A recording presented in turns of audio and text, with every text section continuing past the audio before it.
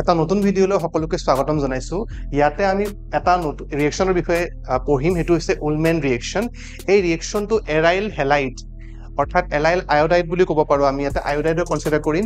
আৰু এৰাইল আয়োডাইডে যেতিয়া ৰিয়েক্ট কৰিব with copper powder in presence of heating and চিল টিউবৰ ভিতৰত যদি আমি ৰিয়েকশ্যনটো কৰাওঁ, আমি প্ৰডাক্ট পাম ডাইফিনাইল বা বাইফিনাইল। গতিকে ৰিয়েকশ্যনটো মই লিখিব বিচাৰিছোঁ। এতিয়া তোমালোকে যদি C6H5I এইটো এৰাইল আয়োডাইড প্লাছ তোমাৰ copper powder 2 molecules of copper powder, এইটো 2 molecules ললোঁ। তেতিয়া আমি কি পাম? যদি হিট কৰোঁ, আমি heat in a chill tube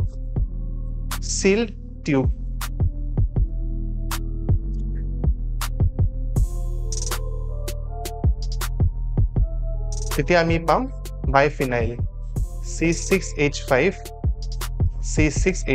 এইটো হৈছে বাইফিনাইল বা ডাইফিনাইল। এই ৰিয়েকশ্যনটোৰ নাম উলমেন ৰিয়েকশ্যন। আই হোপ তোমালোকে বুজি পাইছা চাই লোৱা ৰিয়েকশ্যনটো। থেংক ইউ ফৰ ৱাচিং।